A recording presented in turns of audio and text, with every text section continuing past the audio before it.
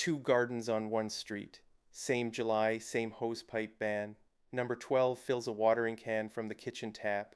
Legal. Number 14 has drip irrigation quietly watering the border at dawn. Also legal in much of the country, even under a hosepipe ban. Same tap, same water. Why does the company that switched off your hosepipe wave a drip line through? I am McCall. I drive buses in Belfast. Today, the hosepipe ban exemption, the physics behind it, and the one word that cancels it. Last week, we read the rule book. A ban forbids certain uses of a hosepipe. It never bans the water itself. And buried in many of those notices sits one line that gardeners pass along the fence like contraband. It surfaced on the UK forums in one of those dry springs when everyone could feel a ban coming. Somebody asked how worried everyone actually was, with the rain absent and a ban all but inevitable. And in the middle of all the worry, one reply stated it flat. A dripline irrigation system is exempt from the hosepipe ban, though micro sprays are not. 164 comments in that thread, and that is the sentence worth keeping. Now, when this came up at my allotment, the old boys split straight down the middle. Half called it nonsense. Nothing that runs off a tap through a pipe stays legal in a ban, surely. The other half smelled a fiddle, a perk for people with fancy kit, bound to be shut down the moment anyone notices. Here is the thing. Both camps are wrong. The exemption is real in many regions, and it is not a fiddle. It might be the most honest sentence in the whole notice. To see why, you follow a liter of water out of two different pipes, and you find out exactly what a microspray did to get itself thrown out.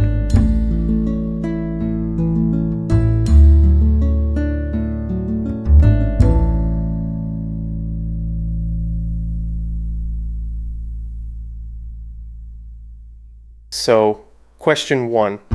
Why would a water company ban a hosepipe and then bless a dripper? Because a ban was never really about pipes. It is about waste, at scale, in the exact weeks when the reservoirs are dropping. Think about what a hosepipe spray actually does. It takes mains water and turns it into flight. Hundreds of droplets flung through hot summer air on purpose. Term 1, Lesson 1.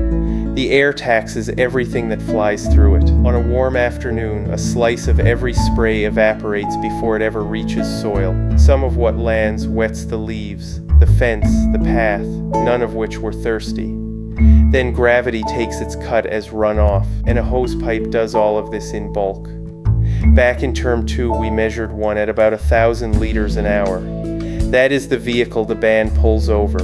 Not because watering is a crime, but because this way of moving water pays a tax to the sky every minute it runs.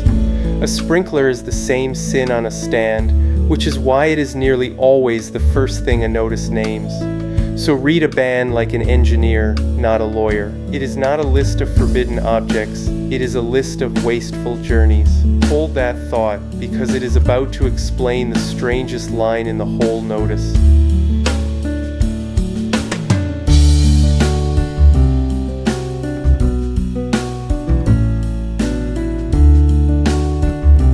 Now walk the same liter out of a drip line. There is no flight, the emitter sits on the soil, under the mulch if you have done it right, and lets go about 2 liters an hour. Slower than the soil drinks, remember, so nothing runs off, nothing hangs in the air for the sun to steal. No leaf gets wet, no path gets washed. The water leaves the pipe and it is inside the root zone before the weather even knows it moved. The trade guides rate drip systems at up to 90% water efficiency, meaning nearly every liter you are billed for ends up somewhere a root can drink it. So sit behind the company's desk for a minute. Demand is peaking. You have to cut waste without banning food, gardens, or sanity. In front of you is one method that moves water with almost no tax to the sky. Punishing it buys you nothing. So many notices do the only sensible thing. They write the words drip or trickle into the exemptions. A small door left open in the wall of the ban, not a loophole somebody forgot to close. A reward printed in the rules for the one method that wastes almost nothing. I drive for a living, so here is how I see it. Close a road and the bus lane stays open. 50 passengers, 1 engine. Efficiency earns passage. Same law, different liquid.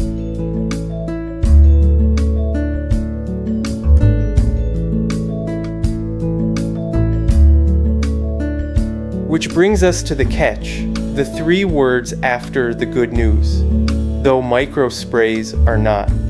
So what is a microspray? Open a standard drip starter kit and you will likely find a few smiling up at you. Little heads on stakes, running off the same narrow tube as your drippers, throwing a fine cone of mist over a patch of ground. Lovely for ferns. Lovely for a shaded corner in August. And in the eyes of a band notice, a different animal altogether. Because the notice does not read the box, it reads the journey. A microspray takes water and turns it straight back into flight.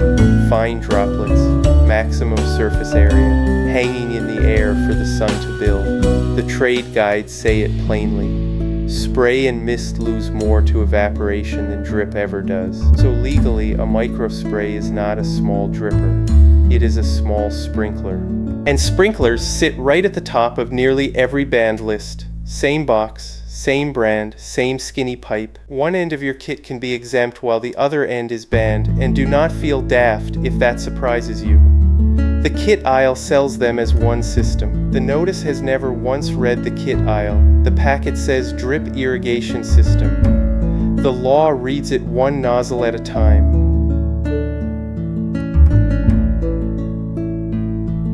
So before a ban lands, put your own system in the dock.